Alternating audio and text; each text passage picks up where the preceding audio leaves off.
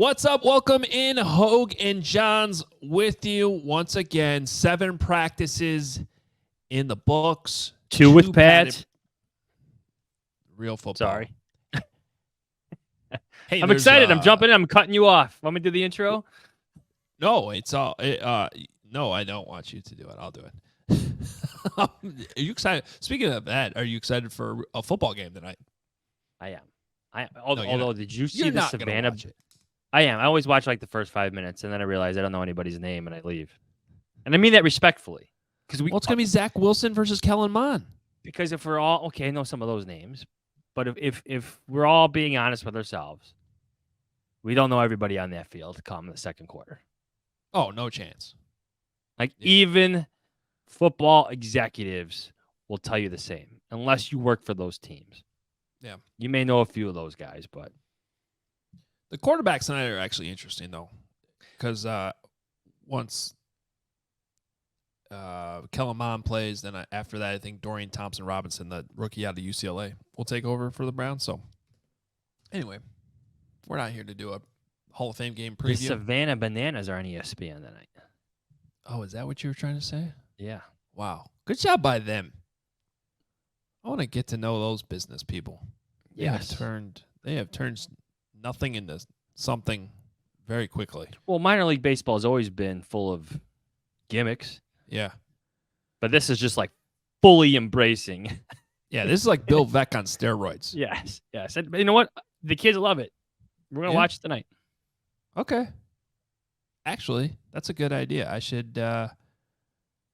going to turn that on for James. That'll be a good time. Anyway, welcome in Adam Hoge, Adam Jahns. Make sure you're following us on Twitter at Adam Hoge, at Adam Jahns. And read us on The Athletic, theathletic.com, and allchgo.com. Newsletter for my Bears Things newsletter coming out every morning. Hopefully people are enjoying that. Wrote about the secondary a little bit today. Johnsy's got some of the new merch on right now. In Adam We Trust, which of course he's when he wears it, he's referring to me. When I wear it, I'm referring to him. So I appreciate that. I've noticed you have not worn it yet. Yeah. It's a good point. Good point by you. And all that's available at obviousshirts.com. I was actually talking to Joe Johnson from Obvious Shirts this morning before we recorded this, and we got some exciting things coming. Some of which I've shared with Johnsy a little bit, but also we're going to be changing a little bit of the online. I'm really excited about it. We're going to have some of the online. We might have our own store, essentially, is what's going on here, I think. I don't know how any of this stuff works. That's why I appreciate Joe and Obvious Shirts and all the work that they do. They're awesome. So make sure you go check them out at obviousshirts.com. Oh, boy, yesterday was an interesting practice, huh? It was fun. Yeah. It's like the first, you had your first fight. You had your first day where you're literally writing down what players are saying to each other because the chirping is so loud, and we have a great vantage point. Like my favorite camp practices are when they're on field one, and we could watch from like the end zone, the corner of the end zone. That's usually where I set up. The vantage points are great. You get the real energy. Like you can hear the coaches yelling at the players. I just loved yesterday's practice. Yeah. Yesterday, I'm glad you brought that up, Johns, because yesterday felt like the good old Bourbonnais days. It felt like football. Like when and it was like a daily occurrence. Like you didn't have to search for it. It was every day. You were down there. You'd walk over in the morning from the dorm. You'd be able to stand right damn there on the field. You could sometimes even interact with some of the players as they're chirping. I'll never forget Marcus Wheaton just like coming over one day and just like standing with us. Well, he wasn't playing, of course, or practicing, but he was there. And he was like watching practice with us. And then almost, there was more padded practices. There was longer practices. And it was like a daily back and forth.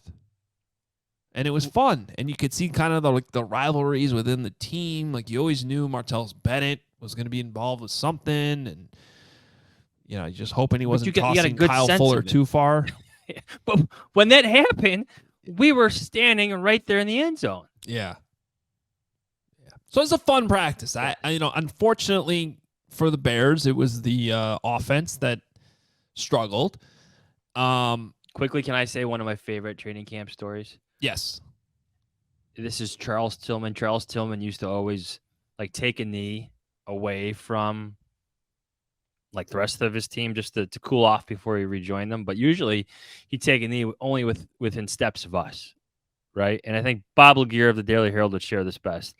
Larry Mayer, a good friend from ChicagoBears.com, is sharing his Larry stories on the sideline. And Tillman is in earshot of all this. This is how close he is to us on the sideline. Eventually, Tillman just has enough. He goes, "Man, Larry, shut up." I can totally picture him saying that. There may have been a swear word in there, too. Then he puts his helmet back on and rejoins the drill. Larry, shut up. Man, shut up.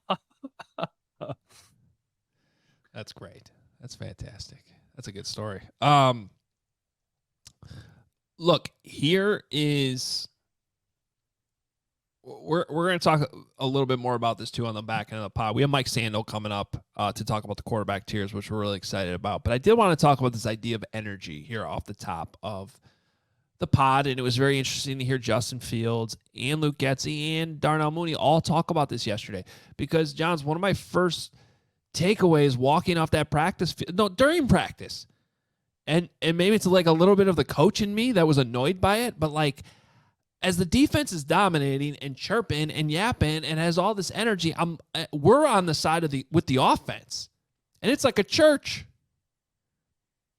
I mean, you could hear everything that everyone was talking because the offense was making zero noise. The energy over there was terrible. So what I loved hearing was as soon as the interview started, Luke Getsy said that, Justin Fields said that, Darnell Mooney said, they all were like, yeah, it was bad. It was bad. We got to be better. It wasn't like this game where it's like, I don't know. Everybody out there knew it. The defense won yesterday easily, and the offensive energy was terrible. Now, go do something about it.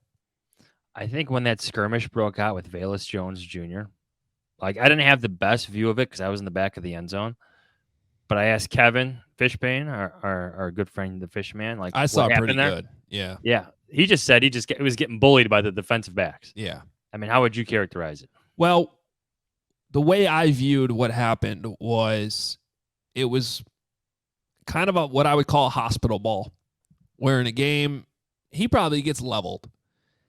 And I can understand in a practice, it's just not worth getting hurt. So Velus kind of pulled up. Now, I'd love to see the film on whether or not he should have or what the coaches would have said, hey, you got to go for that ball, or maybe not. Maybe it's a smart decision because you don't want people to get hurt. You don't want collisions. I'm not sure. It could happen too fast for that. But he 100% pulled up. And what the defense was getting on him for was being soft. Yeah. And they let him know it. Yeah. Yeah. And it wasn't just him, because I saw Eddie Jackson long after the skirmish got broken up yelling over towards Chase Claypool on the sideline, y'all are soft. Y'all are soft. So that gives you an idea of how, practice was going yesterday, because the defense was feeling it. And the offense was not only losing on the field with the reps, but they were losing the trash talk for sure at the same time. And those guys all ganged up on Velus to the point that he eventually just lost it and started throwing. I think he threw a couple punches. I don't know if they got landed, but there were definitely some swings in there. Oh, they were in his head. Yeah. Jaquan Brisker literally ran by the offensive sideline, chirping the entire way, and then even got in his offensive coordinator's face saying, call another play. That wasn't the exact quote, but there was, yes. I think we all heard it, and then he ran back to the huddle. That was the energy of the defense. And can I say something? We could bash the offense as much as we want, but I love that from the defense. Yeah. You should love that type of bravado and energy from a defense that feels good about itself after being one of the worst units in the league last season. You talk to some of those guys, there's a different vibe amongst them. It's the young players, it's the draft picks, but it's also the veterans they've added, Edwards in the middle, DeMarcus Walker when he's healthy. Boy, does that guy bring a bunch of trash talk. Just a different bravado amongst the defensive players. I want to give you one more, too, because it came from a rookie. But I think it was in the 2-minute drill when the twos were against the ones. and P.J. Walker threw a deep ball to Velus Jones, and it was underthrown. This is Tyreek Stevenson. Tyreek Stevenson, yeah, he broke it up, and Justin Fields is on the sideline begging for a pass interference call from the ref, and Tyreek Stevenson doesn't say anything at first, but eventually he's just like, throw it again. He's just yelling, throw it again, because he was just like, no, that was good coverage. Throw it again. Do it again. See what happens. And I love seeing that from a rookie. It was good coverage. It was good coverage. Yeah, he got beat by a step, but that's a hard pass to make. That's a hard ball to complete. He collected himself for what's the scouting phrase? His catch-up speed was good. Yeah, perfectly timed that, like, once that ball hit Velus' hands, his arm was in there. Yeah.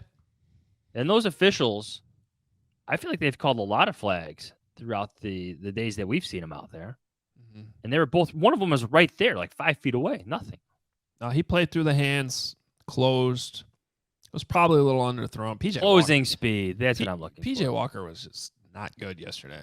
I still like him. I still think it was a good signing, but there were some passes that weren't even within 10 yards where they were supposed to be. It's like, what's happening here? So, and that one wasn't terrible, but it was definitely underthrown. And if he had let him a little bit more, Velus Jones probably catches it in stride. But regardless, love the swagger from the defense. That's the upside of it. And I think the secondary is pretty fun to watch, which is one of the encouraging things from the early part of training camp so far. So we'll see how the offense bounces back on Friday. They got to bounce back somehow. I don't know if the pads will be on or not, or what kind of practice it'll be, but they got to play better than they did yesterday, without a doubt. But I do think this has been it's been a while, Johns, that I can remember there being a legitimate back and forth from the offense and like I thought early on in camp, the offense was getting the best of the defense. And this is how it's supposed to be. Too many years we're talking about how the defense is just dominating and we're 2 weeks into it. This has been back and forth. And I think that's kind of what Getsy alluded to, what Fields alluded to yesterday, and I think they do believe that. To go back to the Bourbon Egg conversation, some of it feels kind of familiar when the Bears did add Brandon Marshall and Martellus Bennett. Like, they were giving it back to very seasoned defense at that point, where Lance Briggs, you could hear him 2 fields away, right? I still remember when Martellus Bennett flung Kyle Fuller, and Lance Briggs is like dancing around, screaming, intimidation factor. That was their words or whatever to pump up Kyle Fuller, because Kyle Fuller was having a pretty good camp at that point. Yeah, screaming intimidation factor back at the offensive players as they're trying to break them up a bit. Then I think he had Martellus Bennett and Brandon Marshall get after each other. And some interesting comments from Phil Emery later that day. That was an interesting day. Yeah, it was an interesting day in Bourbon Egg. It was an interesting 3 But years. like everything you just said, that like the words back and forth, like that's what it reminded me of in training camp when you had an edge on both sides, which I think can only help a football team, especially one coming off a 3-win season. And Chase Claypool did get one in yesterday because he cracked Tremaine Edmonds, who's a pretty big dude, and he said, "Go to sleep."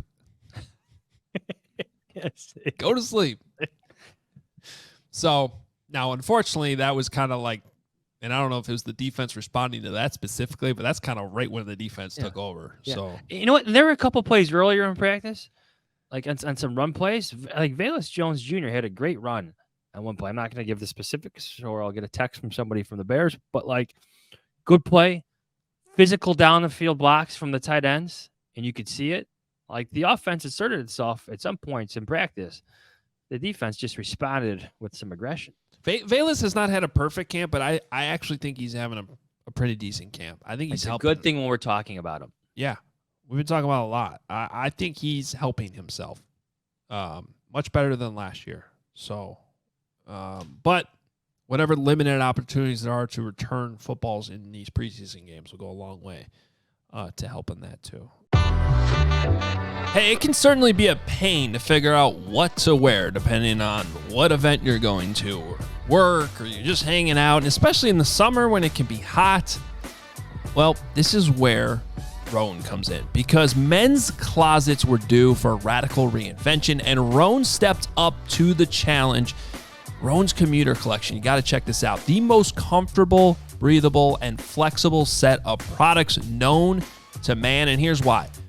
Rhone helps you get ready for any occasion with their commuter collection, offering the world's most comfortable pants, dress shirts, quarter zips, polos. Never have to worry about what to wear when you have the Rhone commuter collection. The 4-way stretch fabric provides breathability and flexibility that leaves you free to enjoy what life throws your way, from your commute to work to your 18 holes of golf. It's time to feel confident without the hassle with Rhone's wrinkle release technology. Any wrinkles that are there will disappear as you stretch and wear the products. It's that easy. My Rhone shirt from the commuter collection is the white one. Love it. Wear it all the time. I've worn it to weddings. I've worn it to work. Worn it just hanging out with my wife one night. You know, it is that comfortable. And Rhone is 100% machine washable, so you can ditch the dry cleaner altogether as well. The commuter collection can get you through any workday and straight into whatever comes next. Head to Rhone.com/Adam. Use promo code Adam to save 20% off your entire order. That's 20% off your entire order when you head to Rhone.com/Adam. That's RHONE.com/Adam. Use code Adam. It's time to find your corner office comfort. All right, should we get into the quarterback tiers a little bit here? Let's do it. Something The Athletic and Mike Sando do so well every year. This was dropped this week. We alluded to it a little bit on Tuesday's show, but Justin Fields coming in tier 3, number 21 overall. Mike Sando's the guy that spends a lot of his offseason polling all types of NFL personnel to put this list together, and we bring Mike Sando in right now. Well, the man behind the quarterback tiers, Mike Sando, joining us now. Make sure you're following him on Twitter at SandoNFL. The presentation, the results, everything looks great here, Mike. Love every year talking to you about this too. So thanks again for joining us. It's really great to be here, and it's fun, you know, in some of these various markets, there's just really fun conversations to be had around some of these quarterbacks. I was going to say, we have one here in Justin Fields, who we can't stop talking about. Good days, bad days I know. At Hallis Hall. I guess just your general takeaways on what you learn about Fields, just in terms of how he's viewed around the league. So Justin Fields came in low in tier 3. He is sandwiched between Geno Smith and Ryan Tannehill. You know, that's not what you're going for long term, but those guys are obviously at different spots of their careers. So what happens in the quarterback tiers is typically you come in, you start somewhere in tier 4. You know, there's not enough information on the guy. And I think now, after a couple of years, there's probably still not quite enough information. And that's why Justin Fields got 11 votes in tier 4. But there's also, you know, I think a healthy amount of skepticism over just how much better he's going to become as a passer, which is really going to be the key for him, you know, emerging and surging into the second tier. So there's a mix of voters. Like, there's probably a contingent. There is a contingent that is betting on him and thinks a year from now we're going to be talking about him high tier 2. And then there's at least as many people, maybe even a couple more, who aren't so sure. So what's interesting is last year he was tier 4, and I remember having this conversation and pretty much all of us agreeing that, okay, by this time next year he better be at least tier 3. And I think, and he is now. And I think, you know, next year that's the same goal. Like, you want him to at least be in tier 2, and we'll see if that happens.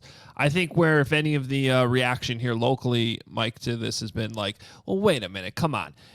Daniel Jones is ranked ahead of him, Jimmy Garoppolo, even, you know, I think some people have objected to Tua and Jared Goff to some extent. Yeah. It's kind of the other quarterbacks in tier 3 who are ranked ahead of him, which I think is just part of the fun arguments that we can have with a project like this. But I do think he is in the right tier right now. Yeah, there's just people there's different types of quarterbacks at different stages of their careers. So if you were to ask, you know, Bears fans, would you like to sign up for the next 5 years of Justin Fields or Jimmy Garoppolo or Tua or Daniel Jones. They're going to say they want the upside of Justin Fields.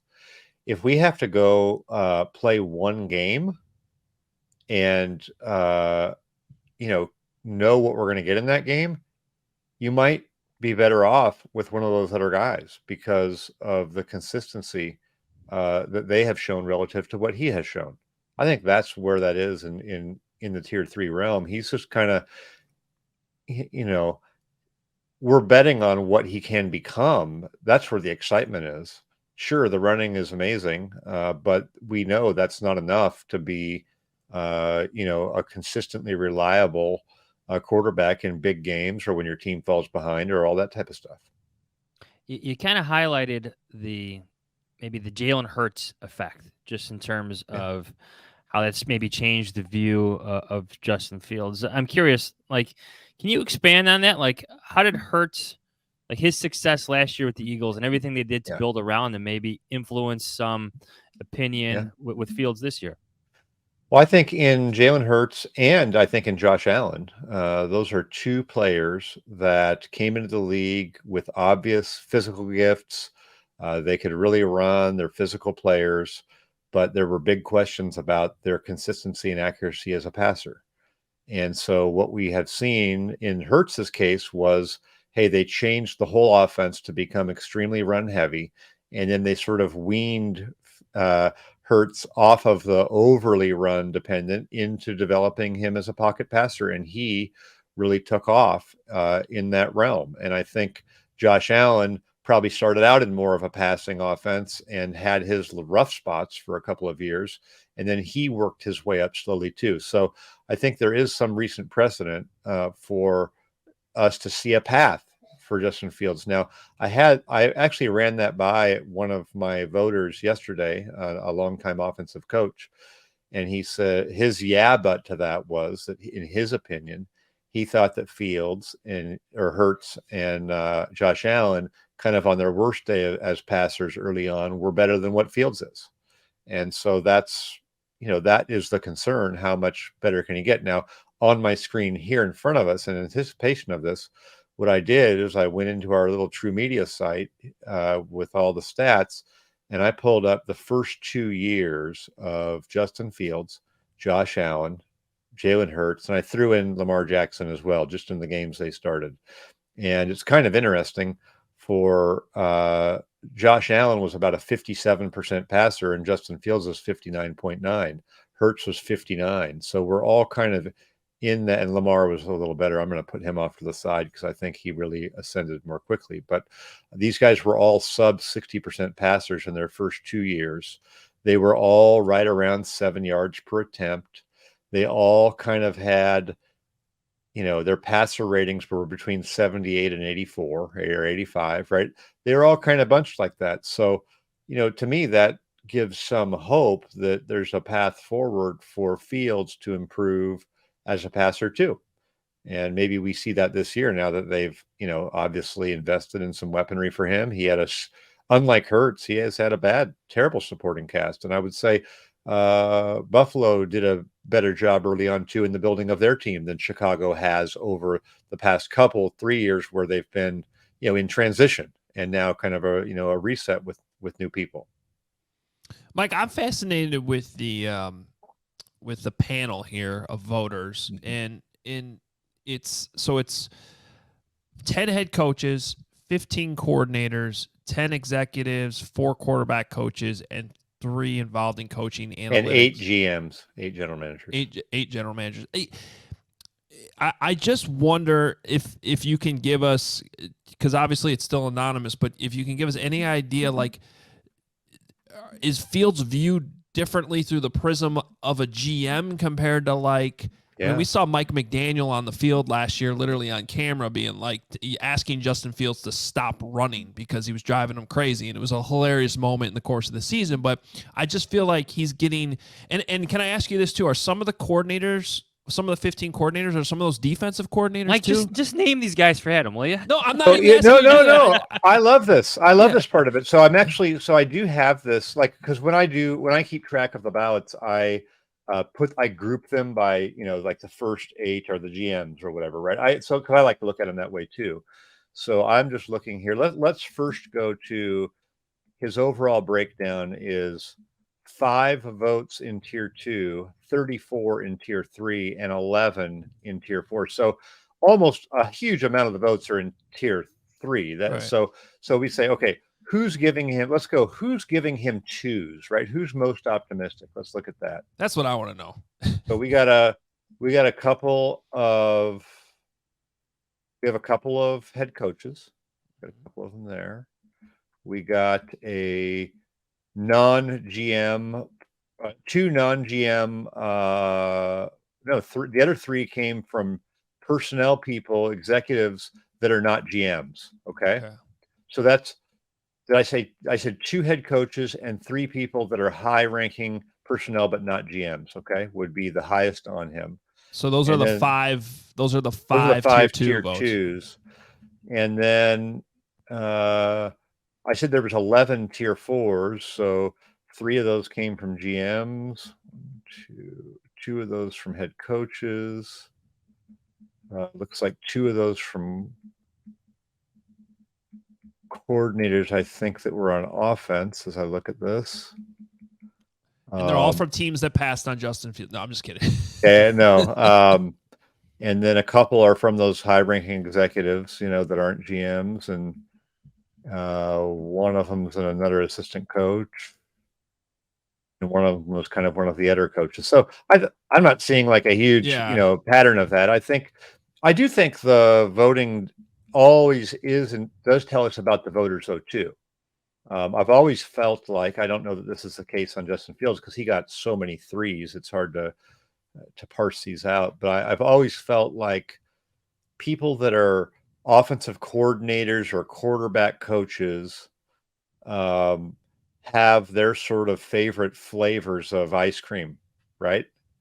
Typically a GM is going to look, or a personnel person is going to look at the traits and be less worried about how that would apply to a specific offense, right? They want a talented player, and it's up to the coaches to get the most out of them. Some of those guys who are quarterback coaches or have their own offense traditionally would want somebody who fits what they want to do, right?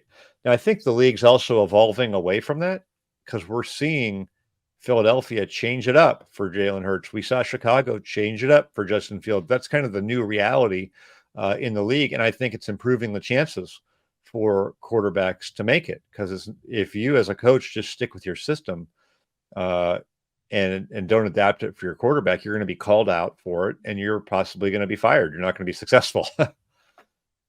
Mike, how much do you change up maybe who you pull? I know it's expanded over the years, but do you have like your go-to personnel people, or do you expand it with different coaches or the coordinator that becomes the new head coach?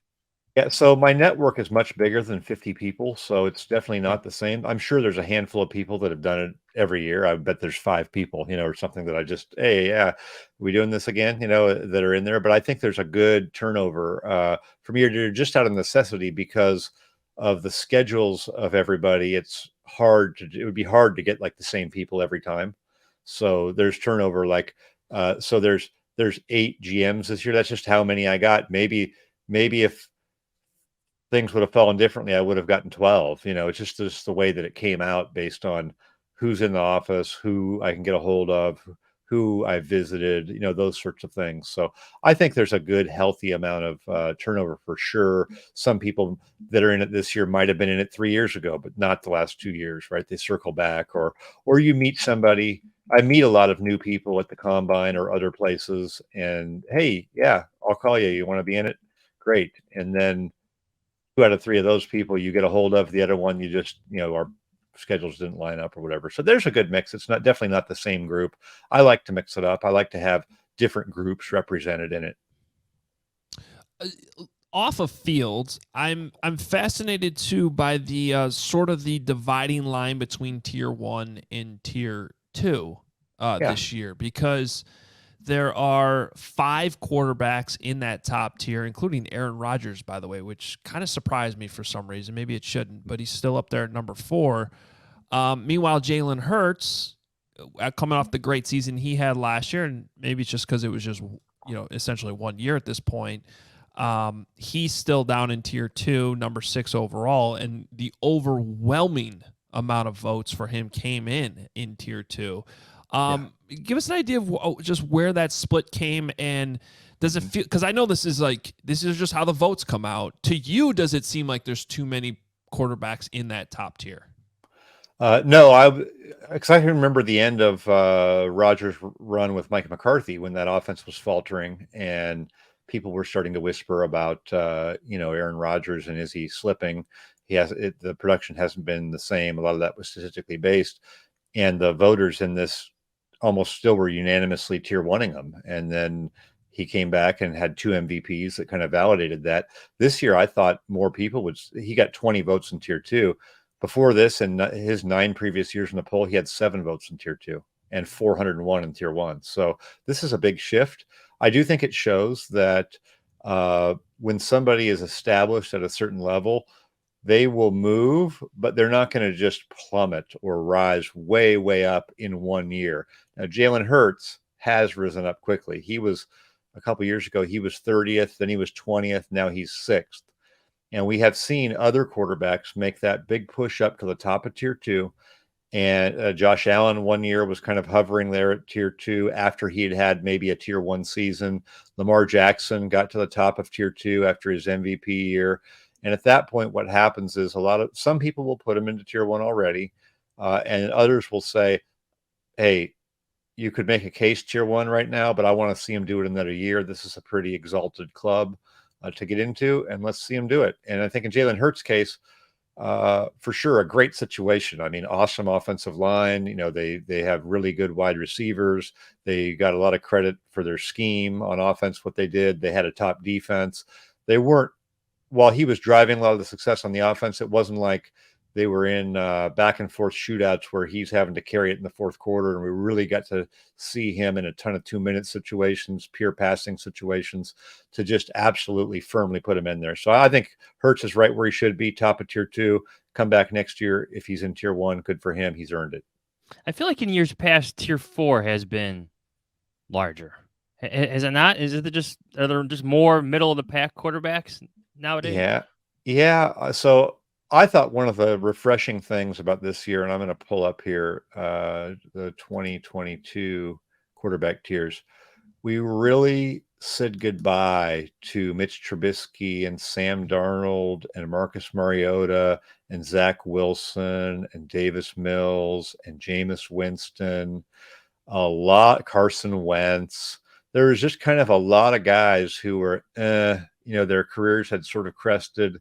They were kind of descending into tier 4 range, and they just filtered out. And so now tier 4 is made up, I think 6 of the bottom 7 people in it this year are new. And they're like, a lot of them are unknowns. Sam Howell, Desmond Ridder. You got no idea what these guys are going to do. I kind of like it. It's a little fresh. It feels a little fresher down there. There's not a Mike Glennon in there or Ryan Fitzpatrick, those types of guys. Well, Mike, we really appreciate the info here and all the work that went into this. And if for some reason our listeners, viewers have not checked this out, they got to right now on The Athletic. The presentation is awesome too. Just being able to click through each quarterback, see the trends in past years. Very enjoyable project, and we appreciate all the work you put into it. Thanks so much. All right, there he is, Mike Sando from The Athletic, and some fascinating. I'm really intrigued also by when you hear him talk about where Jalen Hurts was or where Josh Allen was, and the parallels between those developments are still very intriguing because that's sort of the timeline Justin's on right now. And the big question is he going to have that year 3 breakout? To hear, Jahns, that Hurts was 20th last year, Justin Fields is 21st right now. Hurts is now up to 6. And I think it's important, too, in this conversation to understand that Jalen Hurts, even after that last season, is still a tier 2 quarterback. I think what people are sometimes confusing, and I don't mean to, I'm the guy who loves Jalen Hurts, so I don't want to be like bashing Jalen Hurts now. But just because he was in the MVP conversation last year, and rightfully so, number 2 in the voting does not mean that he's all of a sudden like the number 2 quarterback in the NFL.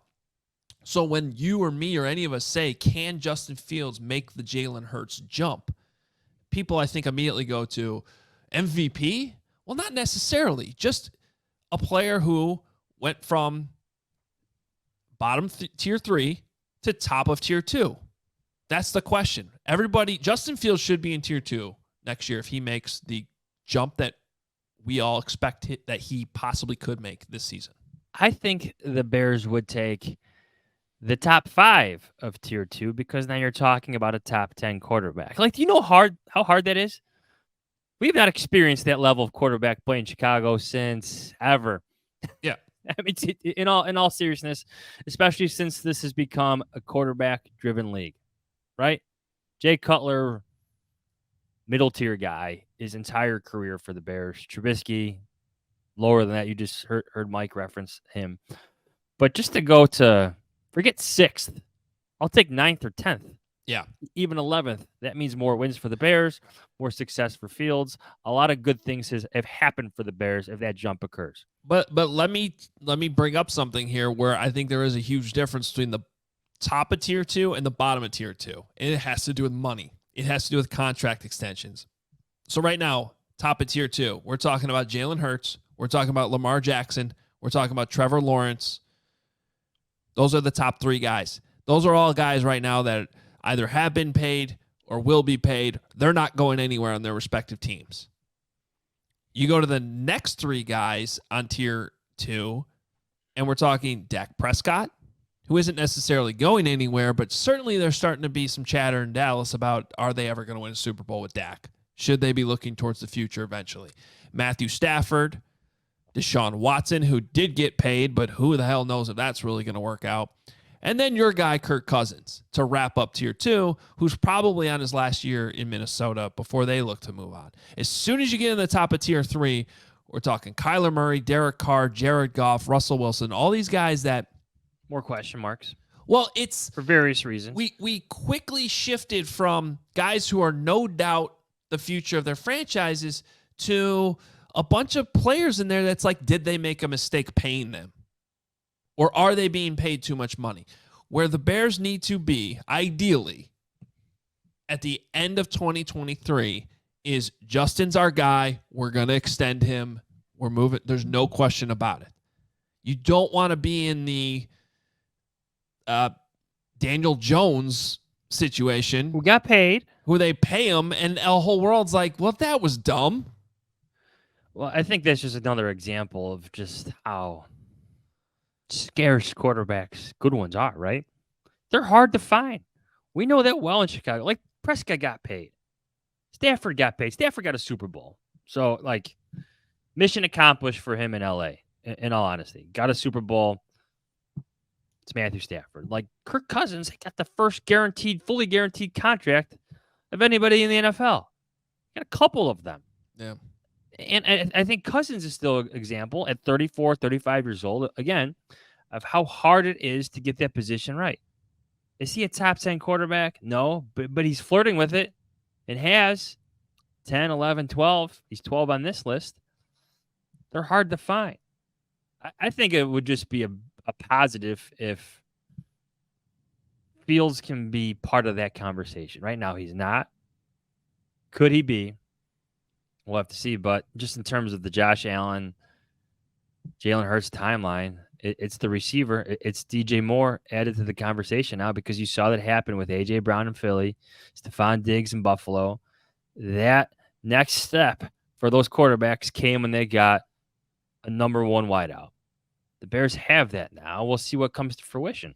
And when they went into at least the second year of the offensive system that they were trying to master. So some continuity.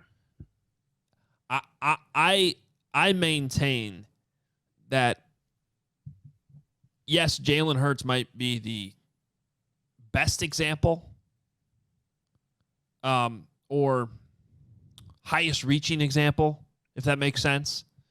Maybe it's a little bit of a reach for that big of a jump I don't think it's a reach.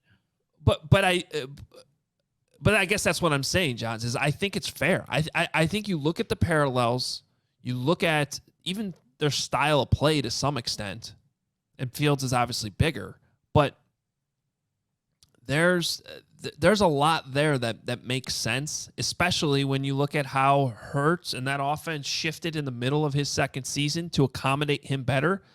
Then they added the weapons. Then they said, okay, now make that leap as a passer. It all makes sense there. And it's just a matter of, can Justin do it or not? What do you think when you watch him at Hallis Hall? I think he's growing. I'm not going to let yesterday's practice cloud my mind into, well, wait a minute. I mean, do I feel any more definitive that jump's happening than I did 2 weeks ago before camp started? Not necessarily, but I definitely don't think this is like 2019 where we're looking at Mitch and we're like, I don't know. And we're constantly asking Nagy every day, well, what's happening here? And he's like, oh, well, we're just trying to challenge him and we're trying to throw a lot at him. And it's better that he makes these mistakes now than in the season. Like, we're not hearing that from Getsy either. I think camp has been more back and forth than I can remember between the offense and the defense. Yes, the 2 days pads goes on. The pads went on. They didn't look outstanding offensively. Yesterday's practice was obviously not very good for Justin Fields, but I still think overall I like what I've seen for the most part, and they are also challenging them at the same time. They are throwing a lot at him. I just think if you're going to talk about like his interception of Kyler Gordon, bad ball. Mm-hmm. Bad ball. I had a great angle on that, kind of at the corner of the end zone. Gordon seemed to read him the entire way. The interception, off Chase Claypool's fingers in 7-on-7s, bad ball.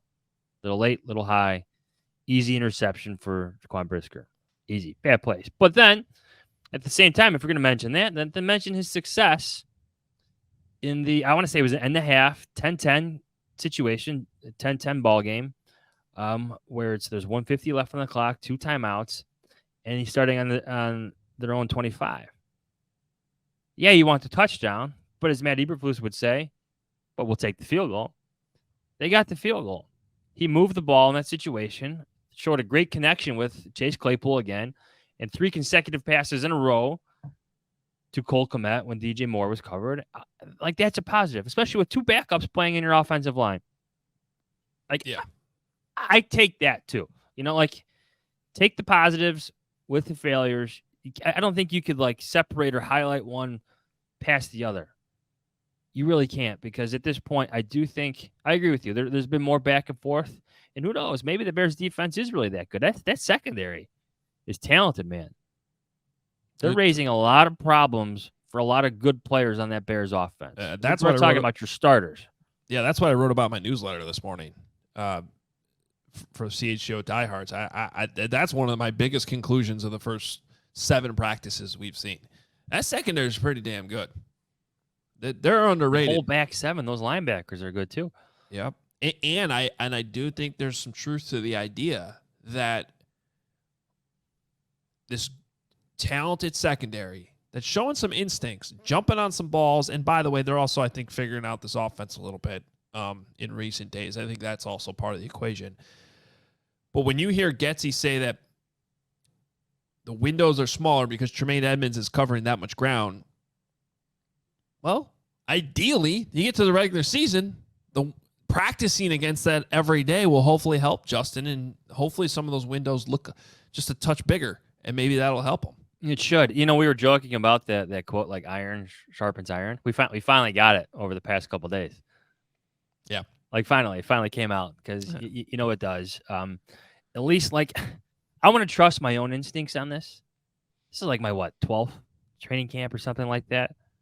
That defense has some players. Yeah, we're getting old. We're not the young guys on the beat anymore. Like, that defense has some players. We're not just talking up guys with potential. You're actually seeing it produce, like, with highlight reel plays, like very athletically made plays. Yeah. Speed, skill, all the above. You're seeing that. And you're seeing some of the edge, swagger. Like, those guys want to hit, just in terms of having the right demeanor. That's there on the defense. Like, I got a good sense. We were talking about this yesterday. I think the Bears can run the ball again. And I think this defense has some difference makers that weren't there, or at least weren't ready to be true difference makers as rookies, as young players. They're starting to show this year. You know, we're all so programmed, and fans are too, when they're out there watching practice, to like judge the offense so much and maybe overreact a little bit when the offense struggles. One of the low-key, most positive things I think I saw yesterday in that bad offensive practice, okay, when they had that bad stretch where there were like 3 tip balls that turned into interceptions in a matter of about 2 minutes, that was bad. And like 2 of those balls should have been caught and weren't. And Justin, the other one that you mentioned earlier, was a high throw that went off Chase Claypool's hands. The defense caught all those, though. And all 3 of those required like a quick reaction to adjust to the football. And 1, maybe 2 of them probably would have been a pick 6 in a game. So it's like, let's not ignore that part of it, that in the past, I think you would have seen, like the defense, I should have caught that. Like I didn't react fast enough. And to your point about like them making athletic plays and showing the instincts, like we're seeing that right now. That ball was not hitting the ground because the defense, those DBs reacted and made great catches on those tip balls. They did. And we can start talking about the guys up front. Like Jervon Dexter had a day yesterday. Dominique Robinson had a day yesterday. 2 young guys, especially Robinson, who you need to see some development from. You saw some flashes yesterday in that backfield all day. I don't think it was a great day for the offensive line. I don't think that helped Fields whatsoever, but sometimes you need to have these bad days. Like Darnell Wright needs to have some bad days in order to get better. He's supposed to fail. He's a rookie. It's his first training camp. 2 padded practices in the books. He's supposed to have some problems. Yeah, that's okay to say now, for sure. It's just, you hope it doesn't continue. There's going to be some problems in the regular 3 season. weeks from now. Rookie. Yeah. Yeah. I don't know what to make of the offensive line right now. It's slightly concerning. Like, I can't figure out if there's some like sneaky decent pass rushers on this team that we weren't really planning on, or if the tackles are just struggling. Maybe it's a little both. Or when you got your backup guards in there, Lucas Patrick and Alex Leatherwood. Yeah.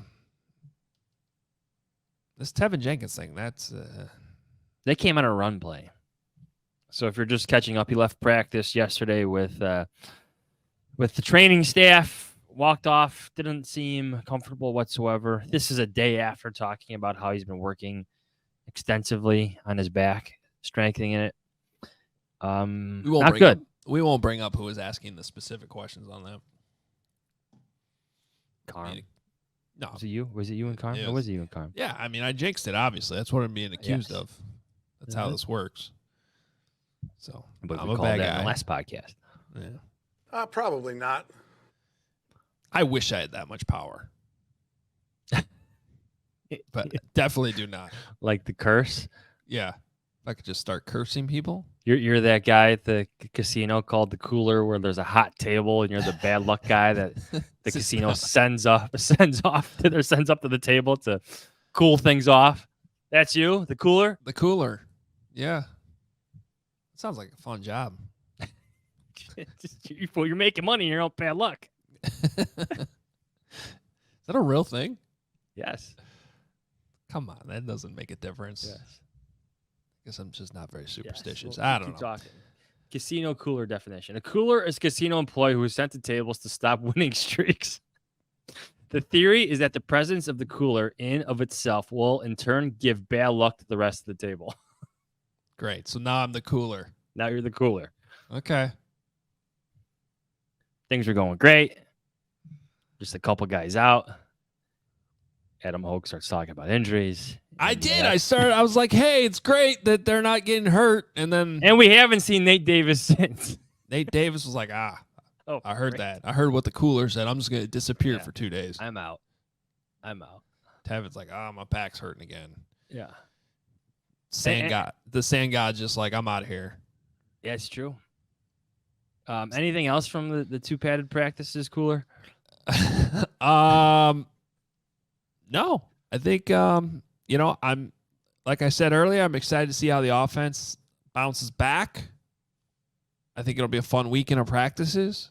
Just like we talked about off the top, I think with the offense understanding that the energy sucked and they got their ass kicked by the defense, I'm intrigued to see how they fight back. See, like I enjoyed that about Justin Fields yesterday. I think he handled everything just great. Luke Getsy too. I like that Luke Getsy is immediately like, that wasn't real football. That was touch football.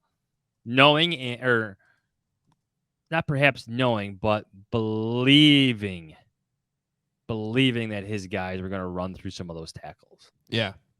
Like there was one on the far sideline in which they called him down for a fourth down. Did you see that one? That was before like his blow up. Oh.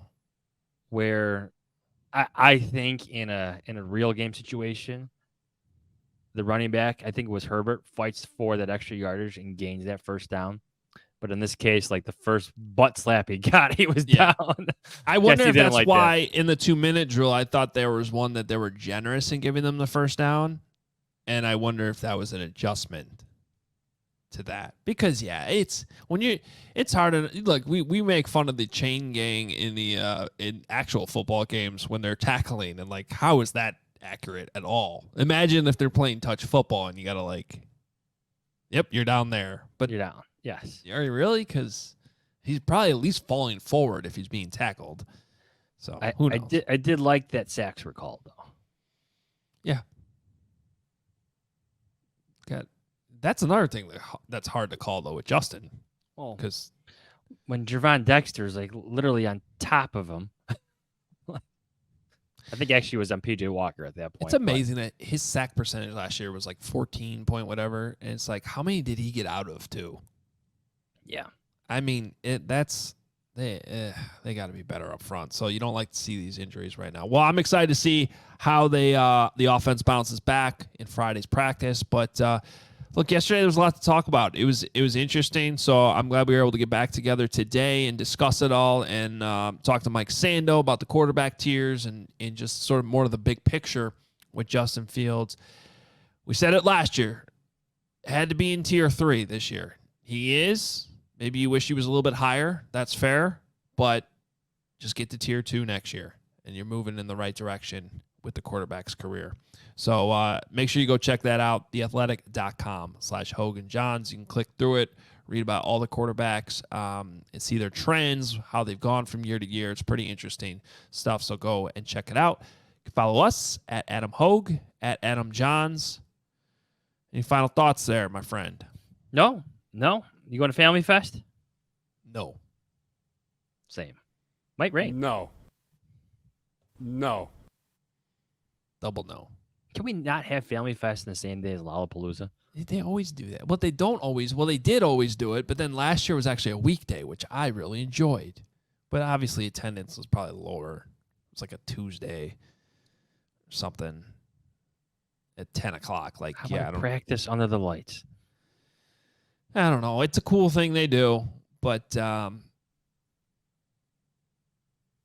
my attendance is over the years has probably been like Justin Fields' sack percentage, somewhere around 14%. That might be lower. Yours is probably lower. I think last year was the first one I went to since the Horonis Gursu torn ACL. I think that's the last one I went to. Yeah. I think that was the last one. Because I vividly remember being on the sideline when that happened. Yeah, we were allowed to be on the field then. Now we're not allowed to be on the field. I remember being at the Mark Trestman one where he's being asked questions when not only fireworks are going off, but Martellus Bennett's video is being shown on the Jumbotron. Oh, yeah. And him going, "What was that, Kevin?" Ken, right? Yeah, Ken. Did you call him Ken? What was that, Ken? What was that, Ken? He always called Kevin Ken, and he always called JD David Hall. Yes. No, he called David Haw JD. Oh, he called Dave. Okay, vice versa. Yes. Okay. Jeff. The memories. Oh, that's right. He would call David Haw Jeff. Yes. That's what it was. Yeah. Good times. What was that? I wish we had that audio. What was that, Ken? What was that? It's got to be out there somewhere. Yeah. Yeah. Fireworks are going off. It's loud.